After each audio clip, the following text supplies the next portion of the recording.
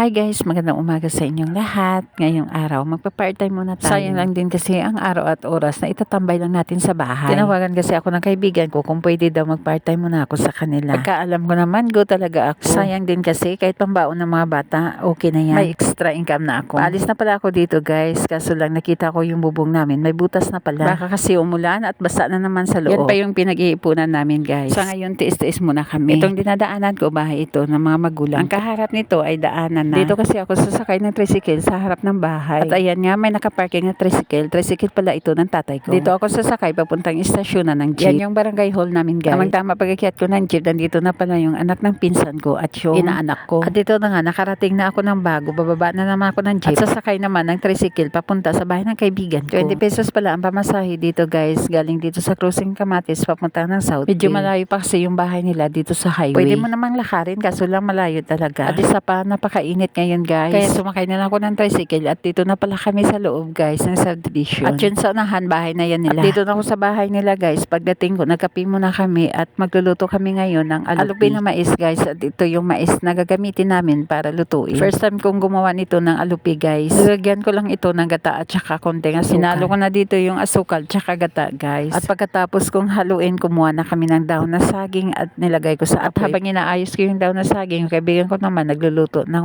ulamin namin. Itong dahon ng saging ito ang gagamitin ko para sa alupi ko. Ito ang ibabalot ko mamaya. At syempre bago natin gamitin yung dahon ng saging, kailangan punasan muna natin ng malinis na towel. Syempre naman dapat malinis dahil kami naman ang kakain ito. Ito na pala yung unang gawa ko, kaso lang sabi ko manipis nga pero siya. Okay lang, bahala na si Darna. Marunong naman ako magbalot pero ang pagluto nito ng mais hindi ko pa na-try kasi. Ito na nga at nagugutom na din ako kaya nagmerienda muna kami habang gumagawa ng alupi. Nagluto pala dito yung kaibigan ko ng siomai guys. At itong kinakain namin habang gumagawa kami ng alupi. Yung unang gawa pala namin, niluto na namin at ang tagal pala maluto nito. At niluto na rin namin yung langka na dulce. At habang nagluluto kami, umakyat naman kami sa ibabaw ng bubong para kumuha ng mga Indian mango. Ang lakas pala ng hangin dito sa ibabaw ng bubong guys. Parang lilipa rin ako ng hangin dito. Ang daming bunga, kahit maliit, masarap, tsaka matamis siya. Sinasayaw na ako ng hangin dito sa taas dahil ang lakas. Kaya bumaba na lang ako at continue na ako sa paggawa ng alupi ko. Maninipis lang yung ginawa ko, baka kasi aalsa at di nga ako nagkamali dahil umalsa pa ito. Gusto ko magbalot ng alupi guys dahil napakadali lang ito. Simpleng gawain lang. Ang tagal pala ilaga nitong mais na to. Dapat pala mas manipis pa ang ilalagay ko bago balutin. Pero okay lang, sa susunod hindi na yan mapalpak. First time lang kasi. Hindi natin malalaman kung hindi natin susubukan. Bawi na lang sa susunod, at least may ideya na. So hanggang dito na lang guys. Thanks for watching. Bye!